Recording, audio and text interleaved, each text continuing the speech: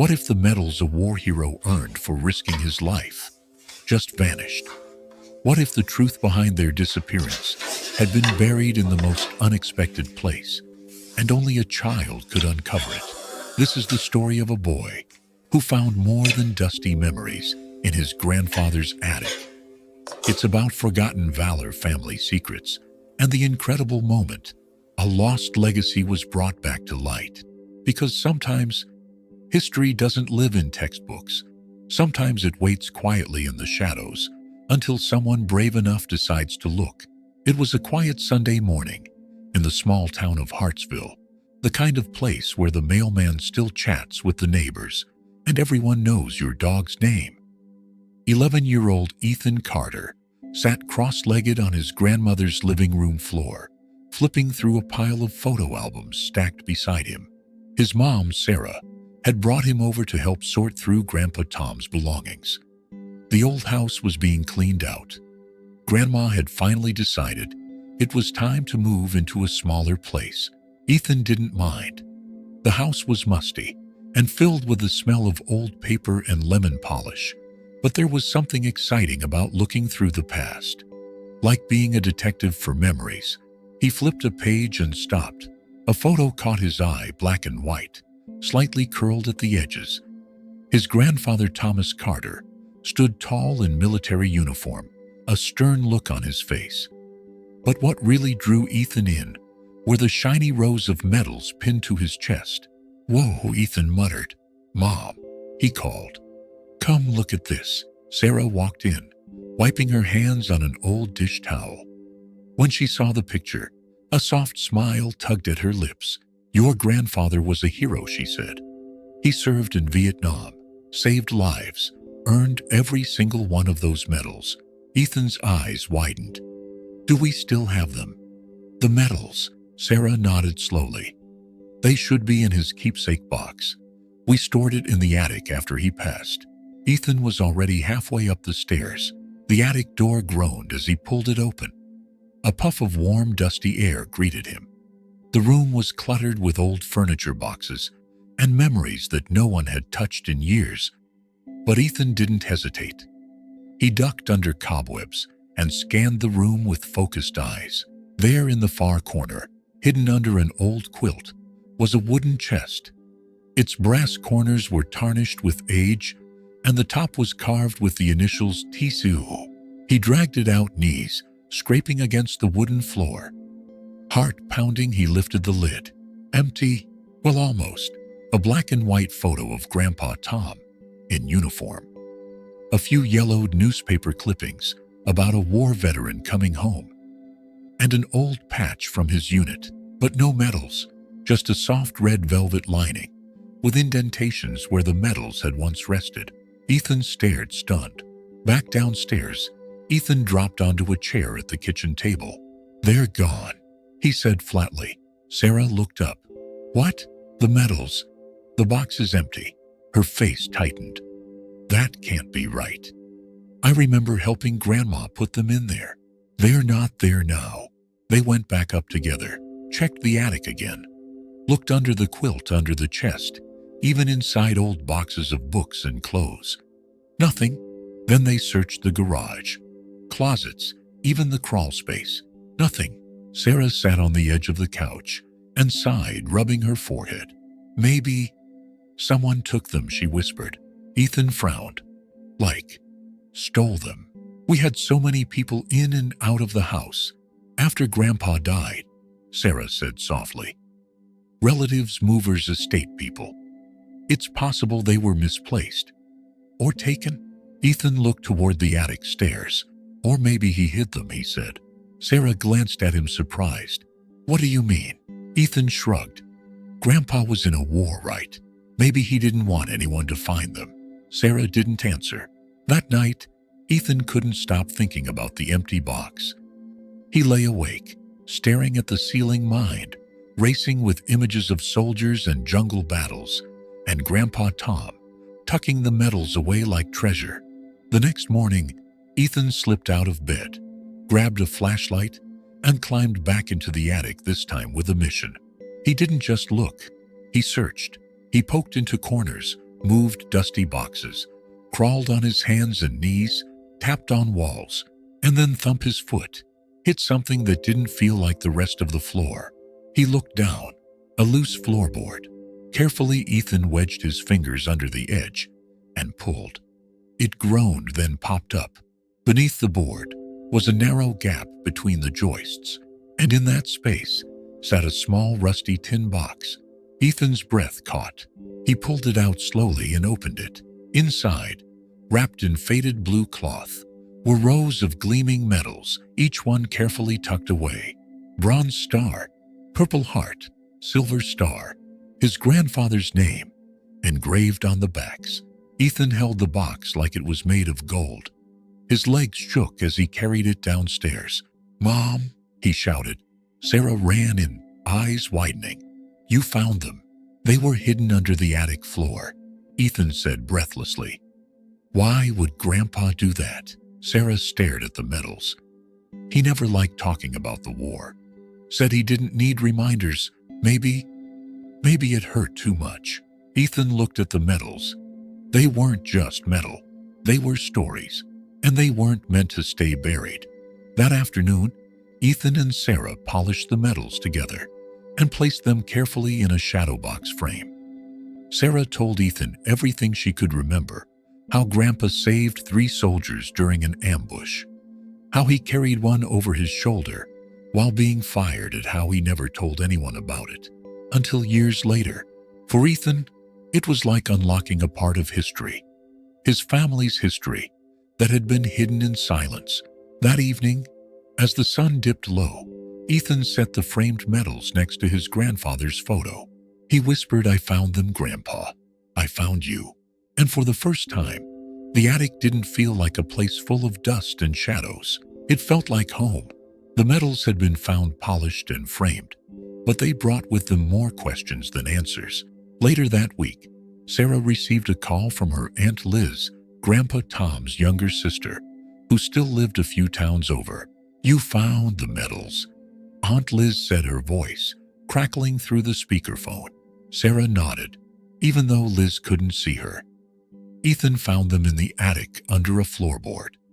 We thought they were stolen at first. Tom hid them." Liz sounded surprised, then fell quiet for a beat. "That's just like him, always carrying the weight alone." Sarah leaned on the counter. "Why didn't he ever talk about his service? I mean, saving lives, being awarded medals. Those aren't small things." Liz sighed. "You know how it was back then. Men like Tom didn't talk about their pain. They came home, buried it, and kept moving forward." Ethan, sitting nearby, listened in quietly. He had expected more of a celebration around the medals, but everyone treated them with caution, like they were sacred and dangerous at the same time. "Did he ever tell you what happened over there?" Sarah asked. Liz paused. "Only once, and only part of it." That evening after dinner, Sarah sat down with Ethan on the couch. She looked tired but thoughtful. "Grandpa saved 3 men during the war," she said slowly. "One of them died anyway. He carried that guilt his whole life." Ethan blinked. "But he still saved the other 2, right?" She nodded. "He did. But sometimes guilt screams louder than praise." She pulled a small envelope from the box that had held the medals. Inside was a faded letter. The handwriting was shaky, but familiar, Grandpa Tom's. Sarah opened it, unfolded the pages carefully, and began to read aloud. "To whoever finds this, these medals are not for display. They are reminders of decisions made, of lives lost, of moments that never leave a man. I keep them here not out of shame, but to remember those who never came home. If my grandson is reading this someday, I want you to know, being brave doesn't mean you're never scared. It means doing the right thing even when you are. If these medals are in your hands, then maybe you're ready to carry the story forward." Ethan's throat tightened. He looked at the medals with fresh eyes. They weren't just trophies. They were scars in metal form. The next day, Ethan brought one of the medals to school for a history project. His teacher, Mr. Rollins, was a former Marine who immediately recognized the weight of what Ethan had brought in. "This is a silver star," Mr. Rollins said to the class, holding it gently. "Third highest military decoration for valor in combat." The students sat up straighter. Ethan had expected to feel proud, even cool, but he felt something deeper. Like he wasn't just talking about his grandfather. He was standing in for him. He recited parts of the letter and told the story of how he found the medals under the floorboard. When the bell rang, a girl in his class, Maya, came up to him. "My uncle was in the Navy," she said softly. "He never talked about it either." Ethan nodded. "I think a lot of them don't." She paused, then added, "It's really cool what you're doing." Ethan wasn't sure what he was doing exactly, but for the first time he realized that maybe this story wasn't just his family's to keep hidden. Maybe it was meant to be shared. That weekend, Ethan convinced his mom to visit the local VFW hall, Veterans of Foreign Wars. It was a brick building on the edge of town, with a faded American flag out front and a bench that looked older than the roof. Inside, the walls were lined with photos, men and women in uniform flags, folded into triangles, plaques bearing names. Ethan carried the shadow box in both hands, careful with every step. An older man with a cane looked up from a table. "You here for someone?" Ethan nodded. "My grandfather, Thomas Carter." The man's eyes widened. "Tom Carter. I served with him. 3rd Battalion, Vietnam." Ethan's heart skipped. "You knew him?" "Knew him? I owe him my life." The man stood straighter. "Name's Roy. Your granddad dragged me out of a firefight when I was half dead." Man never stopped moving, even when bullets flew. Sarah watched quietly from the doorway, her eyes misting over. Roy invited them to sit, and for the next hour, Ethan listened to stories he'd never heard before. About jungle heat and letters from home. About a man who never left anyone behind, even when it nearly cost him everything. "I remember one night," Roy said, leaning in close. "Tom pulled a guy from a minefield, took shrapnel to the leg, never even filed the report that would have earned him another medal. Said it didn't matter." Ethan looked down at the medals again. "He never told us." Roy nodded solemnly. "He didn't do it for the medals. He did it because it was right." When they left the VFW, Ethan turned to his mom. "We should tell his story. For real. Not just to our family." Sarah raised an eyebrow. "Like how?" Ethan grinned. "A website. Maybe a video. Something where people can hear it. Remember it." Sarah smiled. "You might be onto something, kid." Ethan didn't know exactly how to do it yet, but he knew one thing for sure. His grandfather's story wasn't staying buried. Not anymore. Ethan's mind wouldn't rest. That night, he sat at the dining table with his laptop, the framed medals beside him, glowing under the warm light of the overhead lamp. He stared at the blinking cursor on the screen of a new blog post. Title: "The Hidden Medals, A Grandson's Discovery." It felt right. He had never written anything serious before, just short book reports or goofy stories for class. But this was different. This felt real. He started typing. "My name is Ethan Carter. I'm 11 years old, and I found something in my attic that changed how I see my family, and maybe even how I see the world." His fingers flew across the keyboard as he told the story about the attic, the floorboard, the letter, the medals, and the quiet hero his grandfather had been. He uploaded a photo of the framed medals, added a scanned copy of Grandpa Tom's letter, and hit publish. He wasn't expecting much, maybe a few views. Maybe his teacher would read it. But the internet had other plans. By the next morning, the post had over 200 views. By the end of the week, it had gone viral. Veteran communities shared it on Facebook. Military forums reposted it. A niche subreddit dedicated to untold war stories pinned it to the top of the page. Ethan sat in disbelief as the numbers climbed. 1,000 views, 5,000, 10,000. And then came the emails. People from all over the country, veterans, children of soldiers, even strangers started writing in. My dad served in Vietnam. He never told me anything either. Thank you for reminding me to ask. Your story helped me talk to my grandfather. He cried for the first time in 20 years. I'm a teacher. I shared this with my whole class. Ethan printed some of the emails and taped them to the wall above his desk.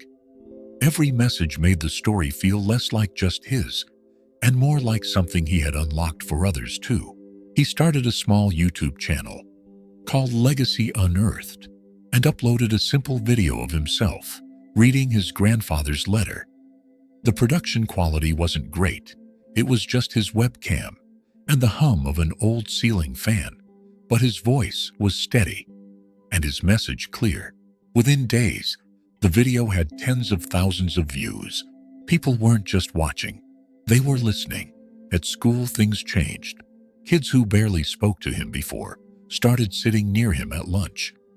His history teacher asked if he would present the story again, this time at a school assembly. And when he did, the entire auditorium sat in silence. Even the usual goofballs in the back row didn't make a sound. When he finished reading the letter, a slow, quiet applause began. It grew louder, not wild or over the top, but respectful, powerful. Afterward, a janitor who had served in Iraq shook his hand. He didn't say much, just looked Ethan in the eye and nodded.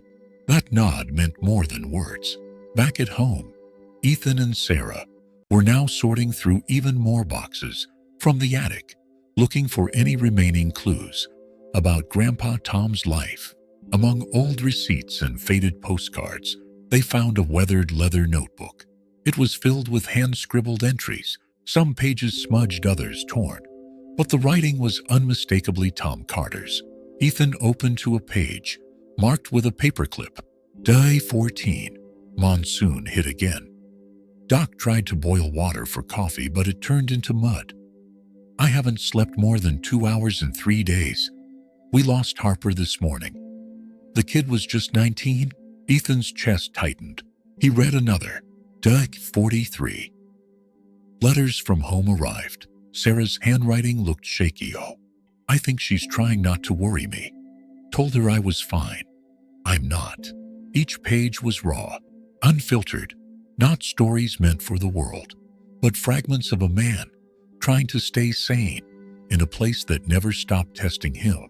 Sarah scanned the notebook with wet eyes. This is why he hid the medals, she whispered. Every one of them was tied to something like this. Ethan felt it too. The weight, the truth. But instead of hiding it again, he made a choice. They scanned the pages, cleaned up the legible entries, and began releasing them in small chapters on the blog. Each entry was titled with the date and followed by a brief explanation from Ethan. Context reflections, what it meant to him now that he knew more. The response was overwhelming. Readers left thousands of comments. Veterans shared their own memories. A historian from a museum reached out, asking if they could archive the blog as part of a modern oral history project. Ethan was stunned. His grandfather's story, once hidden under a floorboard, was now part of history. One evening, as Ethan uploaded the newest journal entry, he received a private message from a name he didn't recognize. Subject: you found my father's story. Dear Ethan, my name is Caroline Harper. My father, Private Thomas Harper, served with your grandfather. I've never known how or where he died.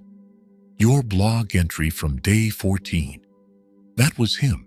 Thank you for bringing his memory back to life. Ethan sat frozen in front of his screen. That single message hit harder than anything else. These weren't just stories. They were people. That night, he stood in front of his grandfather's medals, lit only by the glow of the hallway lamp. He whispered, "You're still helping people, Grandpa." Even now, the medals shimmered slightly in the frame, and Ethan finally understood. A hero's legacy doesn't live in silence. It lives in the voices it inspires. 2 weeks after publishing his grandfather's war journal entries, Ethan received another message, but this time, it wasn't just a comment or a thank you email. It was a formal letter, a thick envelope delivered by mail, with a golden crest stamped on the front. He tore it open and read the letter inside. To Ethan Carter, on behalf of the National Museum of American Veterans, we would be honored to feature your grandfather's story, photographs, and medals in a special exhibit dedicated to personal narratives of courage. We invite you and your family to Washington, D.C. for a private tour and discussion with our curation team. Ethan blinked, then read it again twice. A museum. His grandfather's story. In a real museum. He ran to find his mom, waving the letter like a winning lottery ticket. Sarah read it and nearly dropped her coffee. "This is huge," she said, hand over her mouth. "They want to showcase your grandfather's medals. That's national recognition." Ethan nodded but stayed quiet. It wasn't pride he was feeling. It was responsibility. The following weekend, they boarded a train to Washington, D.C. It was Ethan's first time on a long trip and his first time seeing the Capitol up close. As they passed the Washington Monument and the marble steps of the Lincoln Memorial, he pressed his face to the window, awestruck. The museum was a tall, solemn building with glass walls that reflected the sky above. Inside, everything was quiet, respectful. They were met by a woman named Dr. Vivian Clark, head curator of the Voices of Valor exhibit. She shook Ethan's hand firmly. "You've done something remarkable, young man." "I just told the truth," Ethan replied shyly. "And that," she said, "is the most powerful thing anyone can do." Dr. Clark led them through halls filled with relics, combat boots, still caked with mud dog tags, with names worn, nearly illegible love letters from soldiers to sweethearts back home. In a quiet corner was an empty glass case with a bronze plaque below it. "Coming soon, Thomas Carter." The medals beneath the floorboards. Ethan's throat caught. It felt real now. Dr. Clark turned to him. "We'd like to record your narration, your version of the story, for our audio tour. Would you be willing?" He hesitated. "Me, not my mom. You found the medals," she said gently. "You gave the story to the world. That makes it yours to tell." The recording booth was cold and quiet. Ethan sat before a microphone, headphones snug on his ears. A red light blinked on. He took a breath. Then he spoke. He told the story from the beginning, finding the photo, climbing into the attic, opening the empty box, and feeling like something sacred had been lost. He described the floorboard, the box, the moment he unwrapped the blue cloth and saw the medals gleaming back at him. He read Grandpa Tom's letter aloud, trying not to choke up at the line. "Being brave doesn't mean you're never scared. It means doing the right thing, even when you are." And finally he explained why he believed stories like his grandfather's should never stay buried. "I think sometimes people don't talk about their pain because they don't think anyone wants to hear it." Ethan said, his voice quiet but firm. "But we do. We need to. Because remembering them isn't just honoring the past. It helps us build a better future." When the light turned off, the technician on the other side of the glass gave him a small thumbs up and mouthed, "Perfect." Back home, life returned to normal. But Ethan didn't. Something inside him had shifted. He no longer looked at history as just dates and battles.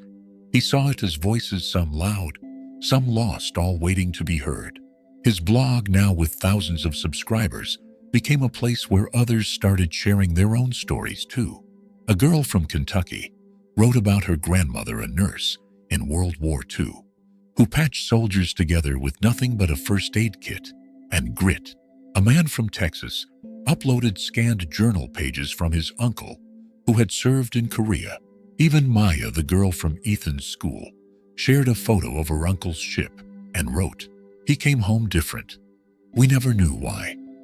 Maybe now we can talk about it." Ethan created a new section on his site called the Legacy Wall, a digital space where anyone could upload their own story or tribute. It grew faster than he could have imagined. And then came the local news. One rainy Wednesday afternoon, a van with a camera crew pulled into their driveway. A reporter named Olivia Chen stepped out with a big smile and an umbrella. "We'd love to interview you for our Hometown Heroes segment," she said to Ethan. "You've helped preserve not just your family's story, but so many others." Ethan was nervous, but he agreed. They filmed him in the attic, holding the tin box. They shot footage of the medals, the journal, and even the loose floorboard he had pulled up. When the segment aired later that week, people recognized him at the grocery store, waved at him on the street, and stopped to thank him. But Ethan always said the same thing. "It's not about me. It's about Grandpa. I just found what he left behind." One night after finishing a blog post, Ethan stood in the backyard under the stars. He looked up at the sky, thinking of his grandfather. "Your story's out there now, Grandpa," he whispered. "People remember you." He imagined a quiet reply carried on the wind. Or maybe it was just the breeze. Either way, he smiled, because now the medals weren't hidden anymore. They were part of something much bigger. It had been a few months since Ethan found the medals. Since then, life had taken on a surreal rhythm. Interviews, blog posts, messages from people all around the world. His story had sparked a movement, but at its heart, Ethan was still just an 11-year-old who wanted to understand his grandfather. One rainy afternoon, while Ethan and his mom were organizing more boxes in the attic, he uncovered something he hadn't seen before, wedged deep behind a beam and covered in cobwebs. A small metal lunchbox, old, rusted.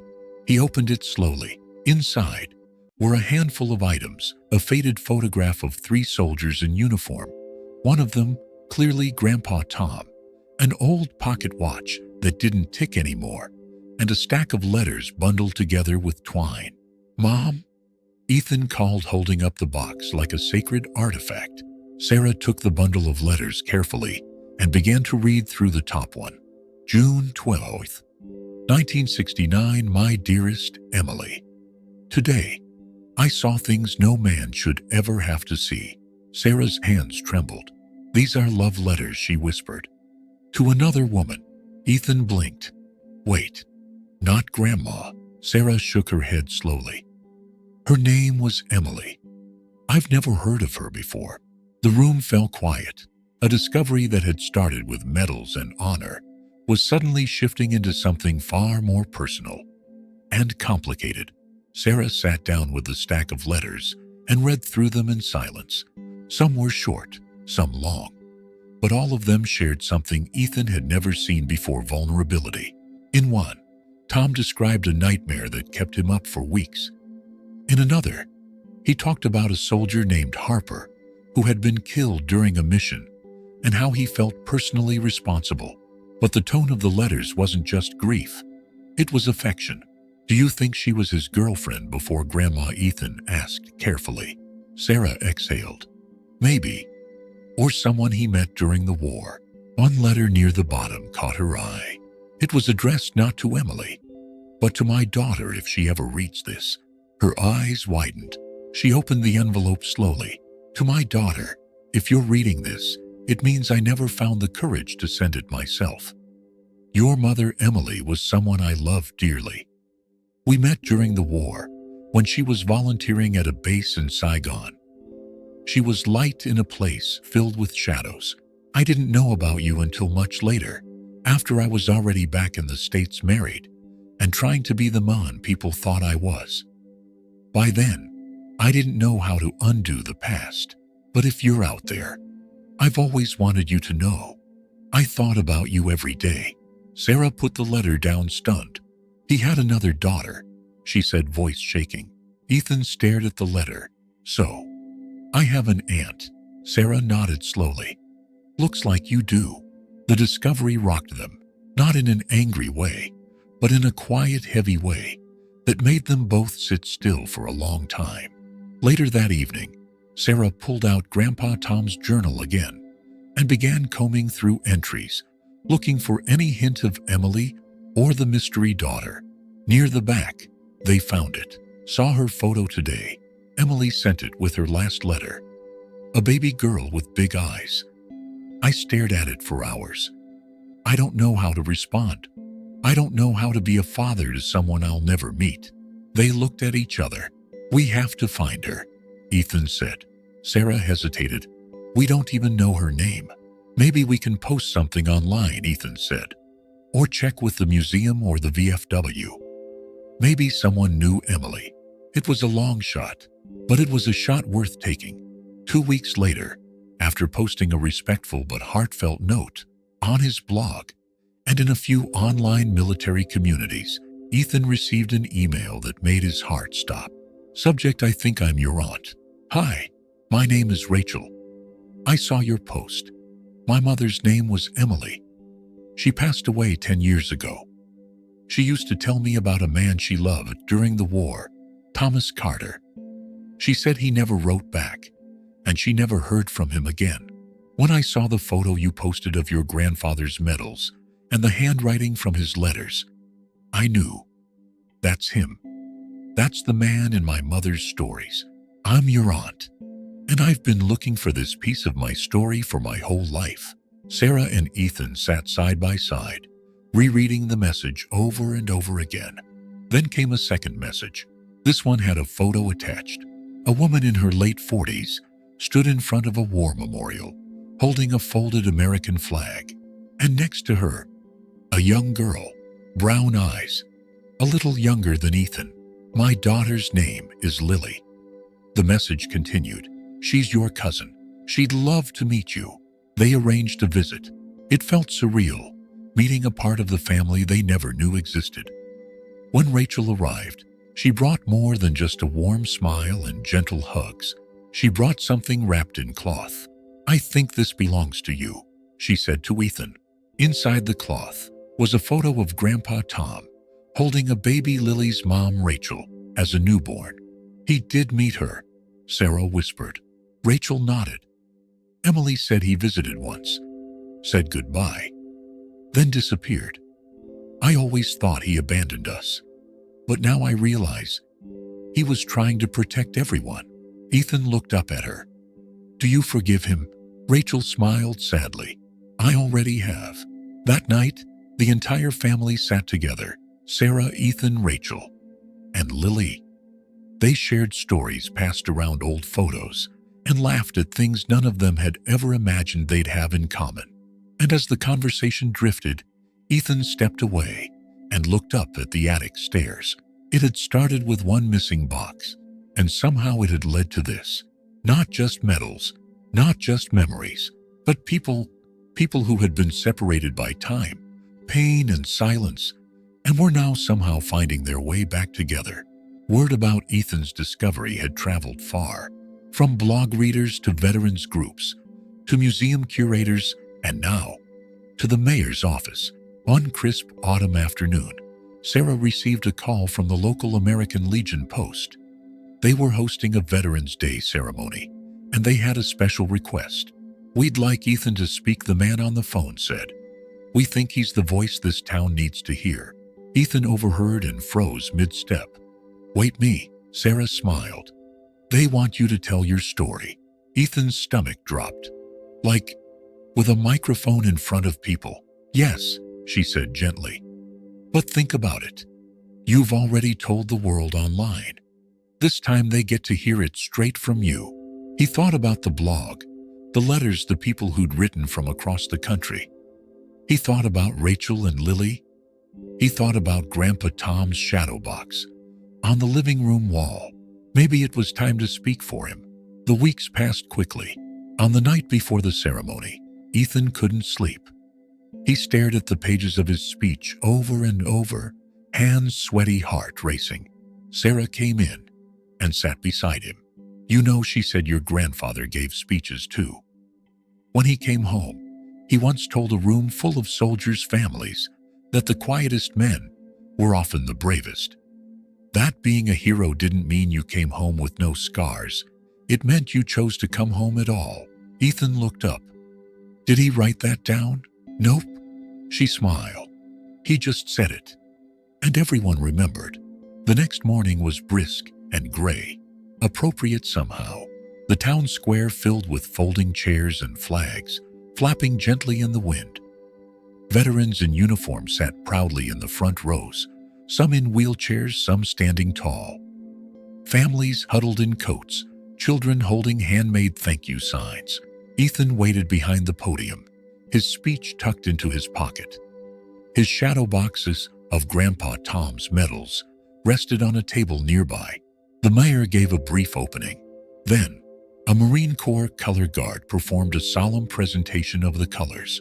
Finally, it was time. Ethan stepped up. He glanced at his folded paper, then looked out at the crowd and put the paper away. He took a breath. "My name is Ethan Carter," he said. "And a few months ago, I didn't know much about what it meant to be a veteran."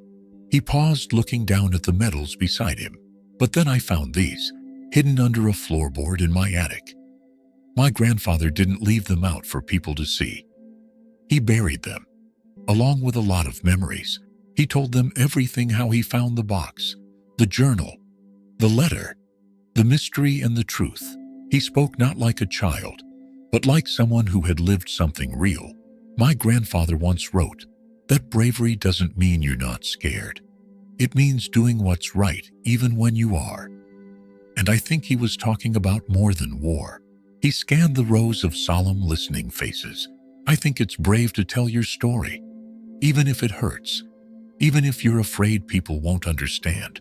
A few veterans nodded quietly, eyes shining. And I think remembering someone isn't just about medals or flags. It's about making sure their stories aren't forgotten. So, thank you. Not just for fighting, but for carrying memories we can never repay. The crowd stood and clapped, not with the kind of clapping you hear at sports games. This was slower, heavier, earned. After the ceremony, people lined up to shake Ethan's hand. A woman in her 70s hugged him and whispered, "My husband never talked about the war. But today, I finally felt like I understood him." A young veteran with trembling hands said, "Your story made me call my dad.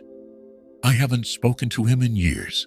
Even the mayor leaned down and said, "You have a gift, son. Never let it go quiet." Ethan didn't know what to say, but he didn't need to. Sometimes standing there was enough. That night back at home, Ethan placed the medals back on the shelf. Rachel and Lily had come for dinner, and the house was full of chatter and laughter.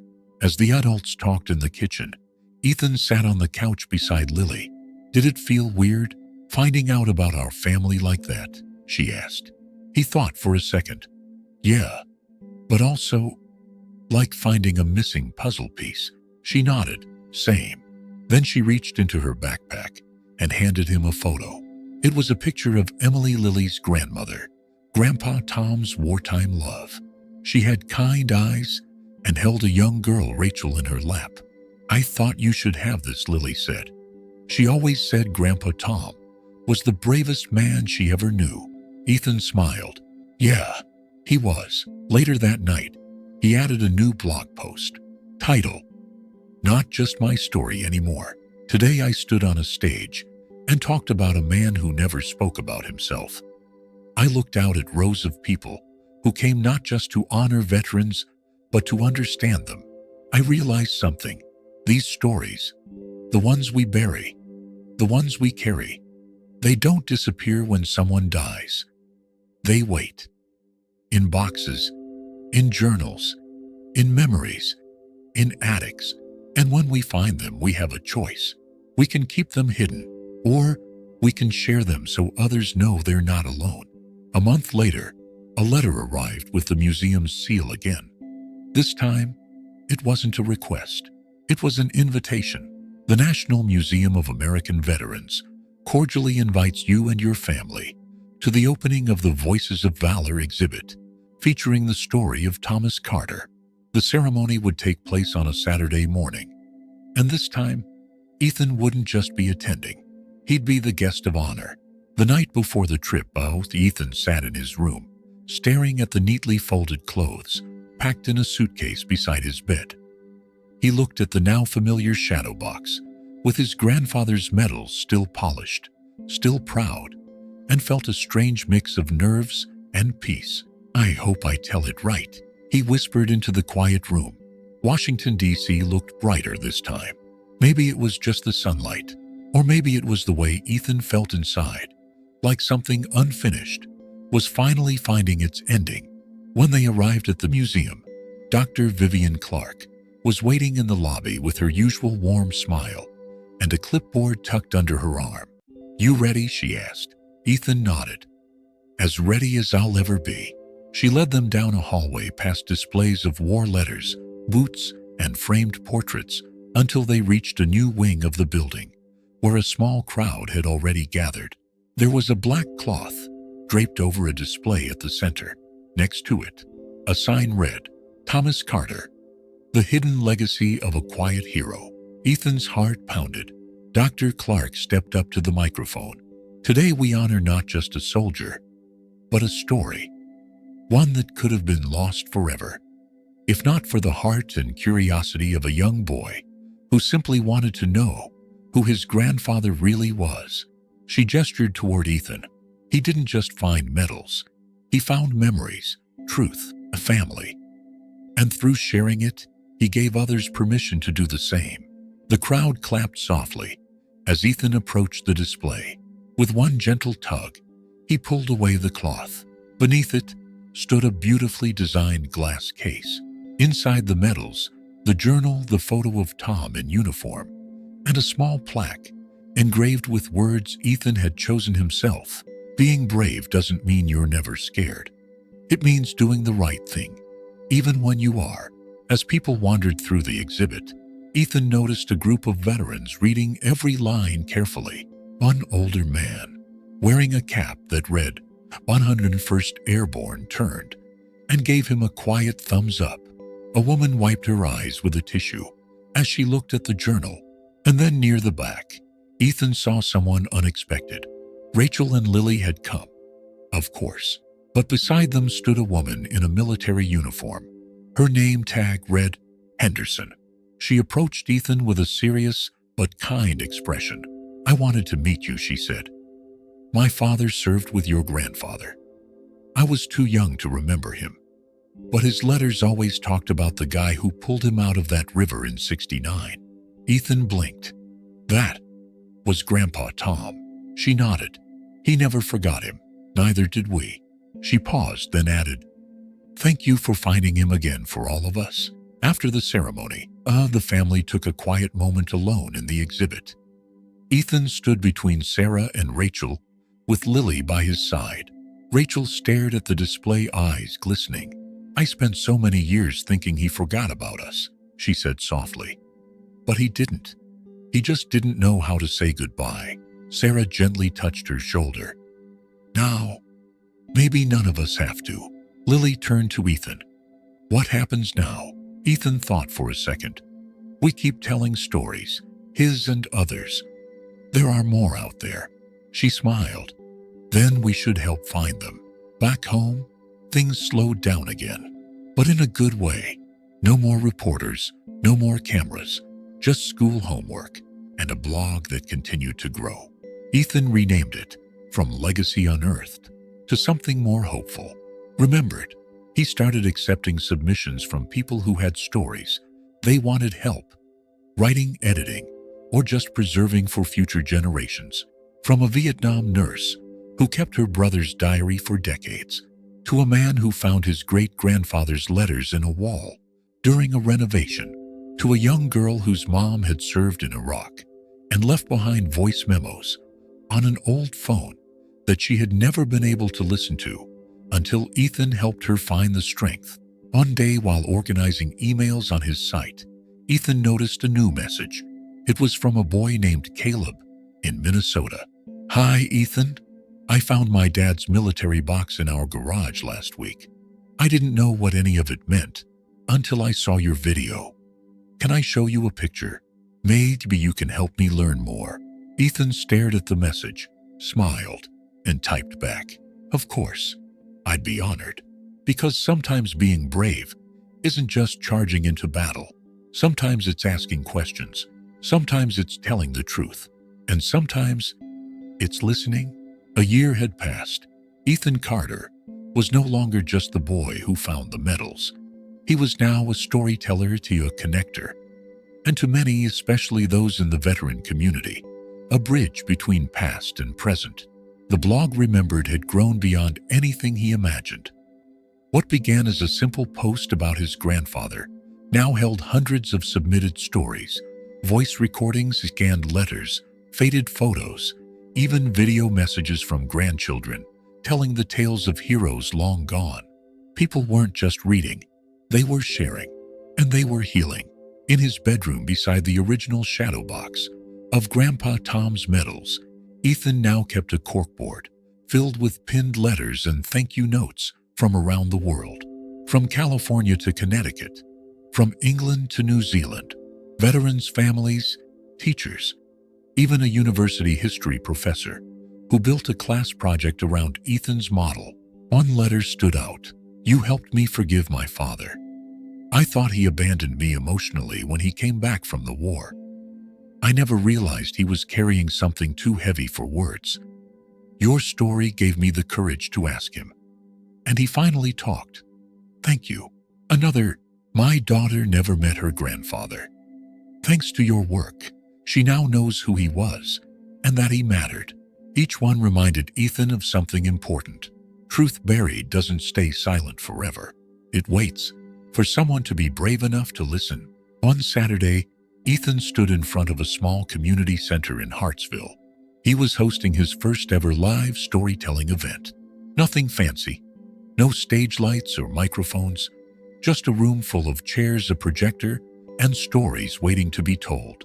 He welcomed people from all walks of life, veterans, grandchildren, teenagers, teachers, even a few curious neighbors who had read about him in the paper.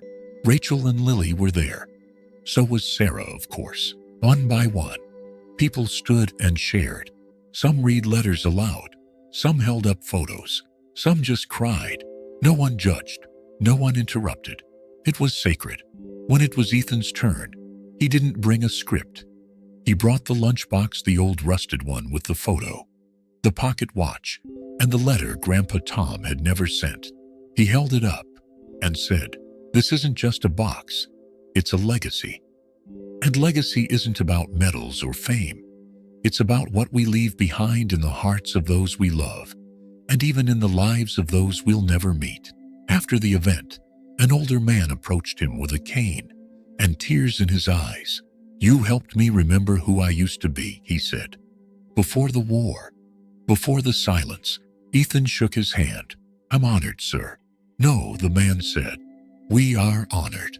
Back at home that night, Ethan sat at his desk, staring out the window at the stars. He thought of his grandfather, of Rachel and Lily, of the attic, of the medals that had started it all. He whispered, "Thank you." And for a moment in the quiet, he felt something. Not an answer, not a voice, but a presence, like someone was listening. Maybe Grandpa, maybe all of them. The final blog post Ethan wrote that year went viral. Again, title A, "Metal can rust, but memory doesn't. I used to think that history was made by presidents and generals. Now I know it's made by people who didn't ask for applause, people who did the right thing when no one was looking. My grandfather never wanted attention. He wanted peace. And in his silence, he left behind a legacy that's now touched the lives of people he never even knew. I didn't just find his medals. I found his message. And now, I pass it to you." If this story touched your heart, please take a moment to subscribe to our channel. Leave a comment below to honor someone in your life whose story deserves to be remembered. And join us next time as we continue sharing stories that remind us what courage, love, and legacy truly mean. We'll see you in the next video.